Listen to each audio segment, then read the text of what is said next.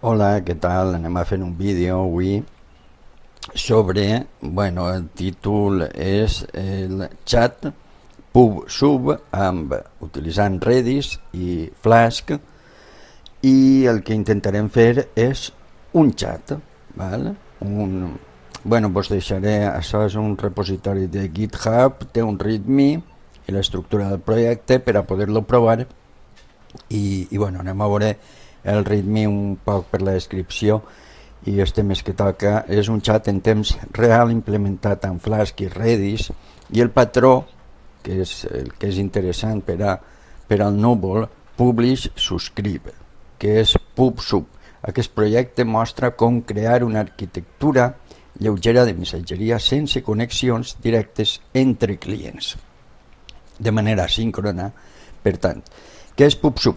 PubSub és un patró on els publisher envien missatges a un canal. Els subscriptors escolten aquest canal i cap dels dos han de conèixer l'altre. Això fa que el sistema siga escalable, flexible i desacoblat. Aquest projecte és un exemple pràctic d'això, usant Redis com a sistema PubSub i Flask com a framework, microframework en Python per a el backend. Val?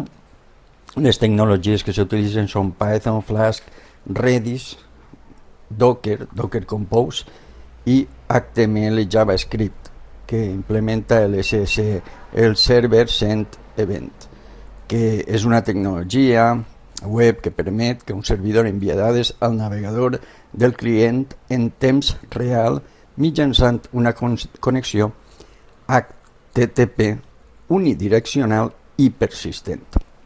El servidor envia dades de forma contínua al client basat en HTTP. No cal protocol especial. El client escolta però no pot respondre per aquest canal, ideal per a chats, dashboard, notificacions, etc. Avantatge senzill d'implementar, no cal obrir cap connexió especial i manté una connexió viva de llarga durada per enviar dades. Bueno, el Flask és un microframework i bueno, està preparat el projecte i es pot provar. Val? La tecnologia i l'arquitectura de PubSub s'utilitza també en les arquitectures en els núvols, tant en Azure, Amazon, Google, per implementar això, una comunicació asíncrona quan calga, i això és un poc la raó del vídeo. I res, així continua dient que com podem comprovar-ho, pues podem posar en marxa el projecte. Així tinc un Play with Docker i una màquina. El que puc fer és, en este cas, copiar la comanda ssh i me'n vaig a una terminal, val? I bueno, copiar i pegar, i faig una connexió SSH. Normalment no solc fer això. A veure, li ha donat, la fa, no la fa.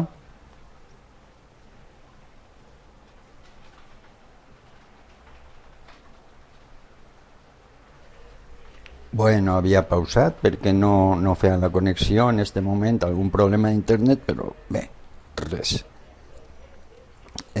Borre la terminal, faig un poquet més gran i bueno, això consistirà treballant, val?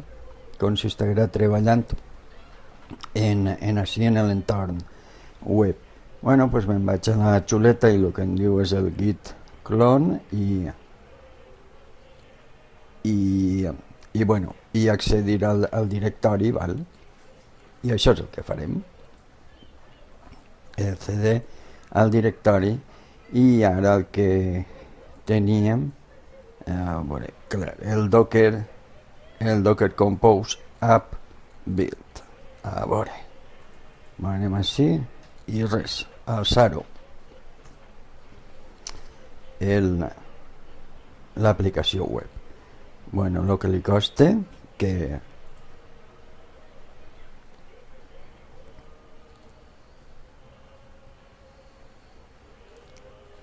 bueno, que ja està, val? I res, ara sí, en el Play with Docker obrim el porter al 5000, val? 5000. A veure que no li ha donat. Vale. Pues este és el xat. Si a cas, el que puc fer és agarra això, el copia, vale.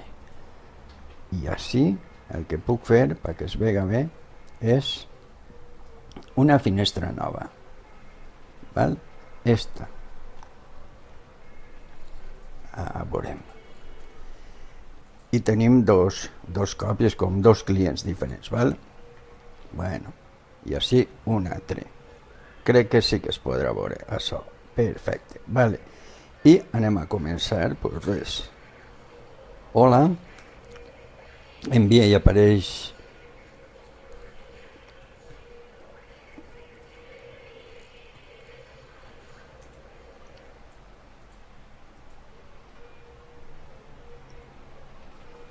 així veiem, no?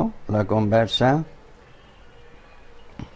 i res, pues estem veient com efectivament en temps real, val? Estan comunicant-se tant els dos emissors a través del canal, que va a través del canal que el du el servidor, que en este cas és el Redis, el servidor.